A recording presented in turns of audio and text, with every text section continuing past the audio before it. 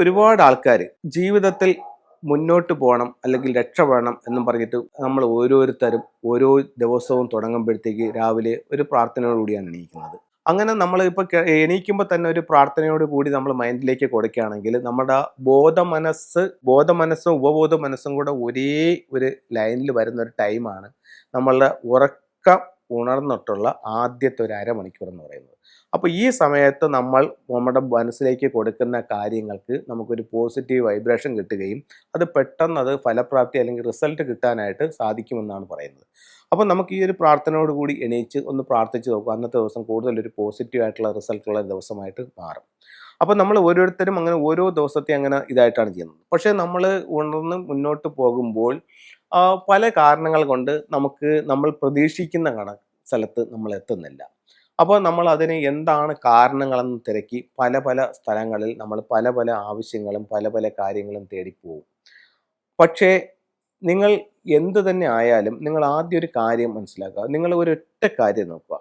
നിങ്ങൾക്ക് ജീവിതത്തിൽ കഴിഞ്ഞ 2024 നിങ്ങളുടെ ജീവിതം പുറകോട്ട് നോക്കുക. 2023 ഡിസംബറിൽ നിങ്ങൾ എവിടെ നിന്നു അതേ സ്ഥലത്ത് തന്നെയാണോ 2024 ഡിസംബറിൽ നിങ്ങൾ നിൽക്കുന്നത്? നിങ്ങളുടെ ജീവിതത്തിൽ പുരോഗതി എന്തെങ്കിലും ഉണ്ടായിട്ടുണ്ടോ അതോ പരാജയങ്ങളേ ഉള്ളൂ? അങ്ങനെ പരാജയങ്ങൾ ഏറ്റുവാങ്ങിയിട്ടുള്ള ഒരു ജീവിതമാണെങ്കിൽ ഈ പരാജയത്തിൻ്റെ കാരണം എൻ്റെ വീടിൻ്റെ വാസ്തുദോഷമാണോ എന്നെങ്കിലും നിങ്ങളൊന്ന് സ്വയം തിരിച്ചറിയണം. ഇത് നിങ്ങൾക്ക് തന്നെ അറിയാനായിട്ട് ഞാനൊരു എളുപ്പമാർഗം പറയാം. ഇപ്പോൾ നമ്മുടെ ജീവിത പരാജയങ്ങൾക്ക് പല കാരണങ്ങളുണ്ടാകാം. അതിൽ ഒന്ന് ഞാൻ മനസ്സിലാക്കിയെടുത്തോളം നമ്മുടെ വീടിൻ്റെ വാസ്തു പ്രോബ്ലമാണ്.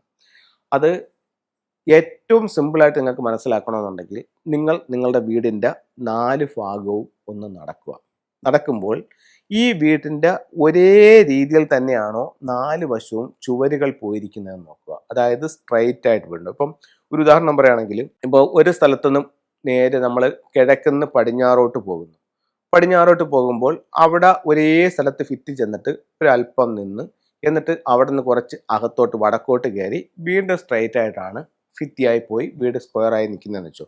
അങ്ങനെയാണെങ്കിൽ ആ വീടിനെ സംബന്ധിച്ചിടത്തോളം തെക്കു പടിഞ്ഞാറ് മൂല മിസ്സിങ് ആയിട്ടുണ്ട്. ഇതുപോലെ ഏതെങ്കിലും മൂലകൾ നിങ്ങളുടെ വീട്ടിൽ പോയിട്ടുണ്ടോ? വളരെ എളുപ്പത്തിൽ നമുക്ക് കണ്ടുപിടിക്കാമെന്ന് പറഞ്ഞാൽ നമ്മുടെ മൊബൈൽ എടുത്ത് നോക്കുക. അപ്പോൾ മൊബൈൽ ഇല്ലാത്ത ആരുമില്ല. മൊബൈൽ എടുത്ത് നോക്കുമ്പോൾ അതിൽ സ്ക്വയറോ റെക്റ്റാങ്കിൾ ഷേപ്പിലോ ആണോ നിങ്ങളുടെ വീട് ഇരിക്കുന്നത് എന്ന് നോക്കുക. ഇതിൽ ഏതെങ്കിലും ഒരു ഭാഗം നഷ്ടപ്പെട്ടു പോയിട്ടുണ്ടെങ്കിൽ നിങ്ങളുടെ ഏതെങ്കിലും ഒരു സൗഭാഗ്യവും നഷ്ടപ്പെട്ടു പോയിട്ടുണ്ട്.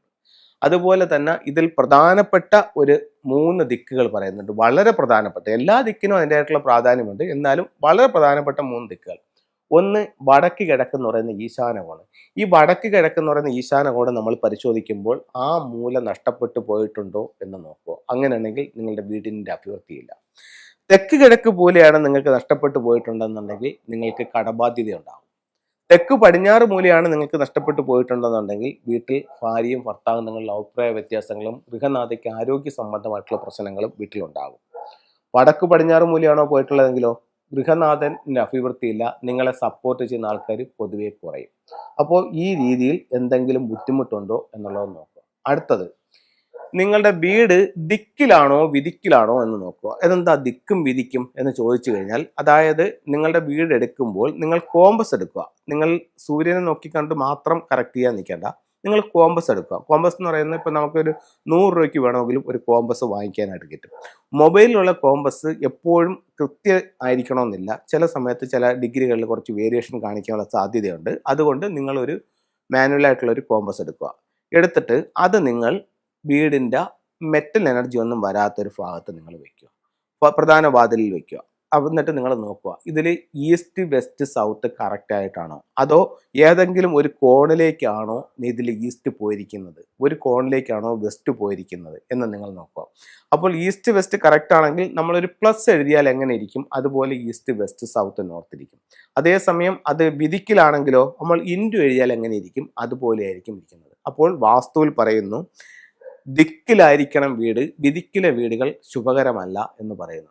അപ്പോൾ ആദ്യം നിങ്ങൾക്ക് വീടിൻ്റെ സ്ക്വയർ ആണോ റെക്റ്റാങ്കിൾ ആണോ എന്നുള്ളൊരു ഇത് മനസ്സിലാക്കാം. രണ്ടാമത്തത് നിങ്ങൾ വിധിക്കിലാണോ ദിക്കിലാണോ എന്നുള്ളത് മനസ്സിലാക്കാം. പിന്നെ നിങ്ങളുടെ വീടിൻ്റെ മൂലകൾ ഏതെങ്കിലും പോയിട്ടുണ്ടോ, ആ മൂലകളിൽ ടോയ്ലറ്റ് വല്ലതും വന്നിട്ടുണ്ടോ, ഇത്തരം കാര്യങ്ങൾ നിങ്ങൾക്ക് മനസ്സിലാക്കണം. അപ്പോൾ ഇത്തരത്തിൽ എന്തെങ്കിലും പ്രോബ്ലംസ് ഉണ്ടെങ്കിൽ ഇതിനപ്പുറത്തോട്ട് ഒരുപാട് കാര്യങ്ങളുണ്ട്. അപ്പോൾ ഇത്രയും നിങ്ങൾക്ക് സ്വയം മനസ്സിലാക്കാൻ പറ്റുന്ന ഒരു കാര്യമായതുകൊണ്ടാണ് ഇത്രയും പറഞ്ഞത്. അപ്പോൾ ഇത്തരത്തിൽ എന്തെങ്കിലും സംഭവിച്ചിട്ടുണ്ടോ അത് നോക്കുക. ഇനി കിണറിൻ്റെ, ഗേറ്റിൻ്റെ, സെപ്റ്റിക് ടാങ്കിൻ്റെയൊക്കെ സ്ഥാനം വളരെ വളരെ ഇമ്പോർട്ടൻ്റ് ആണ്. ഇപ്പോൾ നമ്മൾ വീട് എത്ര കറക്റ്റ് ചെയ്ത് വെച്ചാലും ഇതിൻ്റെയൊക്കെ സ്ഥാനം തെറ്റിപ്പോയിട്ടുണ്ടെങ്കിൽ നമ്മുടെ ജീവിതത്തെ സാരമായ രീതിയിൽ ബാധിക്കും. അപ്പോൾ ഇത്തരം കാര്യങ്ങളൊന്നും വയ്ക്കുക. ഇനി നിങ്ങൾക്കിത് അറിയാൻ പറ്റുന്നില്ല, പക്ഷേ നിങ്ങൾക്ക് ജീവിതത്തിൽ മുന്നോട്ട് പോകണം, വിജയിക്കണമെന്ന് താല്പര്യമുണ്ടെങ്കിൽ നല്ലൊരു ഫെങ്ഷി കൺസൾട്ടനെ കാണിച്ച് നിങ്ങളുടെ വീടൊന്ന് കൺസൾട്ട് ചെയ്യുക. എന്നിട്ട് അവർ പറയുന്ന നിർദ്ദേശപ്രകാരം നിങ്ങൾ വേണ്ട ക്രമീകരണങ്ങൾ നടത്തുക. വളരെ സിമ്പിളായിട്ട് വേണമെങ്കിൽ നമുക്ക് ഫെങ്ഷി ബാലൻസ് ചെയ്യാനായിട്ട് സാധിക്കും. 5 എലമെൻറ്റ്സ് ഉപയോഗിച്ചിട്ടാണ് ഇതിനെ ബാലൻസ് ചെയ്യുന്നത്. ഒന്ന് water, metal, earth, wood, fire. ഇത് 5 എലമെൻറ്റ്സിൻ്റെ ഒരു തിയറി ഉണ്ട്. ഇതിനപ്പുറത്തോട്ട് നമുക്ക് സിംബോളിക്കായിട്ട് കുറച്ച് കാര്യങ്ങൾ ചെയ്യാൻ പറ്റും. ചില ചിത്രങ്ങളും ചില രൂപങ്ങളും ഉപയോഗിച്ചുകൊണ്ട് നമുക്ക് കാണാൻ പറ്റും. ഇപ്പോൾ ഒരു വീടിൻ്റെ വാസ്തുദോഷം മാറ്റാനായിട്ട് ഫെങ്ഷുയിൽ ഉപയോഗിക്കുന്ന ഒരു 4 അനിമൽസ് ഉണ്ട്. ഇമ്പോർട്ടൻ്റ് ആയിട്ടുള്ള 4 അനിമൽസ് ഉണ്ട്. ഇത് നിങ്ങളുടെ സ്വീകരണ മുറിയുടെ വളരെ സിമ്പിളായിട്ട് ചെയ്യാൻ പറ്റുന്ന ഒരു കാര്യമാണ്. ഇത് നിങ്ങളുടെ സ്വീകരണ മുറിയിലെ 4 ദിക്കിലായിട്ട് ഈസ്റ്റ് ഒരു ഗ്രീൻ ഡ്രാഗൺ, അതിൻ്റെ നേരെ ഓപ്പോസിറ്റ് വെസ്റ്റിൽ ഒരു വൈറ്റ് ടൈഗർ, സൗത്തിൽ ഒരു ഫീനിക്സ് ബേർഡ്, നോർത്തിൽ വന്നിട്ട് ടോട്ടോയ്സ്. ഇത് 4ഉം നിങ്ങളൊരു വീട്ടിൽ വെക്കുമ്പോഴത്തേക്ക് തന്നെ ഒരു ചെറു ചലനമെങ്കിലും ഉണ്ടാക്കാൻ ഈ 4 അനിമൽസിന് പറ്റും. ചെറിയ ചലനമെന്നല്ല, നല്ല വ്യത്യാസം ഉണ്ടാക്കാൻ പറ്റും. എന്നിരുന്നാൽ പോലും അത്രയും പ്രോബ്ലം ഉള്ള വീട്ടിലാണെങ്കിൽ പോലും ഒരു അനക്കം, ഒരു പോസിറ്റീവ് വൈബ്രേഷൻ എങ്കിലും കൊണ്ടുവരാൻ ഈ അനിമൽസിന് പറ്റും. അപ്പോൾ അത് നിങ്ങൾക്ക് ചെയ്ത് നോക്കാവുന്നതാണ്. വളരെ ചിലവ് കുറഞ്ഞ രീതിയിൽ നിങ്ങൾക്ക് ചെയ്ത് നോക്കാവുന്ന ഒരുപാട് കാര്യങ്ങൾ അതെന്ന് പറഞ്ഞാൽ. അതുപോലെ തന്നെ ഒരു 6 റോഡ് വിൻ ചെയ്യും വീടിൻ്റെ പുറത്ത് വടക്ക് പടിഞ്ഞാറ് ഭാഗത്തൊന്ന് ഹാങ് ചെയ്ത് നോക്കൂ. അതിൻ്റെ വ്യത്യാസം നിങ്ങൾക്ക് ഒരു 21 ദിവസത്തിനകത്ത് വെച്ച് തന്നെ അറിയാൻ പറ്റും. ഒരു 6 റോഡ് വിൻ ചെയ്യും പ്രോഗ്രാം ചെയ്ത് നിങ്ങളുടെ വീടിൻ്റെ വടക്ക് പടിഞ്ഞാറ് ഭാഗത്തൊന്ന് ഹാങ് ചെയ്ത് നോക്കൂ. അതുപോലെ ക്രിസ്റ്റൽസ് എന്ന് പറയുമ്പോഴത്തേക്ക് 5 എലമെൻറ്റ്സിൽ ഒന്ന് എർത്ത് എനർജിയാണ്. എർത്തിനെ സൂചിപ്പിക്കുന്നതാണ് ക്രിസ്റ്റൽസ്. ഇത് കർണേലിയൻ എന്ന് പറയുന്ന ഒരു ബ്രേസ്ലെറ്റ് ആണ്. ഇത് നമ്മുടെ കയ്യിൽ ധരിക്കുമ്പോഴത്തേക്കും, നമ്മുടെ ശരീരത്തിൽ ധരിക്കുമ്പോഴത്തേക്കും പറഞ്ഞാൽ നമുക്ക് തൊഴിൽപരമായിട്ടുള്ള നേട്ടങ്ങൾ ഉണ്ടാകുമെന്ന് ഫംഗ്ഷനിൽ കണക്കാക്കുന്നു. അതുപോലെ തന്നെ ഇത് വൈറ്റ് ആണ്. ഇപ്പം നമുക്കറിയാം, ഇപ്പോൾ ഇത് ജനുവരി ആയി, മാർച്ചിലൊക്കെ കുട്ടികളുടെ എക്സാമിൻ്റെ ടൈമാണ്. ഫെബ്രുവരി മാർച്ചൊക്കെ കുട്ടികളുടെ എക്സാമിൻ്റെ ടൈമാണ്. അപ്പോൾ ഇത്തരത്തിലുള്ളൊരു വൈറ്റ് ക്രിസ്റ്റൽസ് ഉപയോഗിക്കുന്നത് അത് പഠിക്കാനും പഠിച്ച കാര്യങ്ങൾ കൃത്യമായിട്ട് എക്സാമിനെടുത്ത് എഴുതാനും ഈ ക്രിസ്റ്റൽസ് ഉപയോഗിക്കുന്നുണ്ട്. ഇത് ആദ്യമായിട്ട് കേൾക്കുമ്പോഴത്തേക്കും ഒരു കൗതുകമായിട്ടും ഒരു പറ്റിപ്പായിട്ടും തട്ടിപ്പായിട്ടൊക്കെ നിങ്ങൾക്ക് തോന്നാം. ഇത് നിങ്ങൾ ഉപയോഗിച്ച് നോക്കൂ. എൻ്റെ തന്നെ വാങ്ങിച്ച് ഉപയോഗിക്കണമെന്ന് യാതൊരു നിർബന്ധവുമില്ല. നിങ്ങളിത് എവിടെന്നെങ്കിലും ഒന്ന് വാങ്ങിച്ച് ഉപയോഗിച്ച് നോക്കൂ. ഇപ്പോൾ ഒരു കാര്യത്തെപ്പറ്റി നമ്മൾ കേൾക്കുമ്പോൾ അതിനെ പാടെ അവഗണിക്കാതെ അതിലെന്തെങ്കിലും സംഗതികളോ സത്യാവസ്ഥയോ ഉണ്ടോ എന്ന് നിങ്ങളൊന്ന് പരീക്ഷിച്ച് നോക്കൂ. എന്നിട്ട് നിങ്ങൾ പറയൂ.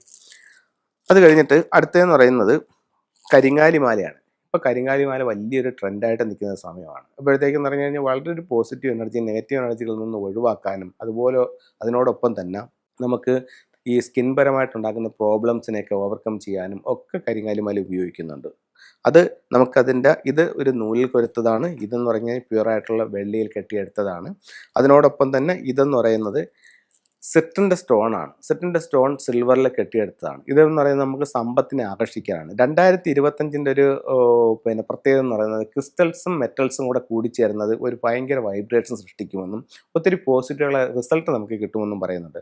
അപ്പോൾ ഇത് നാച്ചുറൽ ആയിട്ടുള്ള ക്രിസ്റ്റൽസ്, ഇത് പ്യുവറായിട്ടുള്ള സിൽവർ, ഇപ്പോൾ ഇത് രണ്ടും കൂടെ ചേർന്നൊരു കോമ്പിനേഷൻ ഈ വർഷം ഒത്തിരി റിസൾട്ട് കിട്ടും. അപ്പോൾ അതിൻ്റെ എല്ലാ ഐറ്റംസും ഉണ്ട്. അതിൻ്റെ മൾട്ടി കളർ സ്റ്റോൺസ് ഉണ്ട്. അതുപോലെ തന്നെ ഗ്രീൻ ഷെയ്ഡ് ഹെൽത്തിന് വേണ്ടിയിട്ടുള്ളതുണ്ട്. അതുപോലെ തന്നെ ഇതിൻ്റെ നവരത്ന മാലകളുണ്ട്.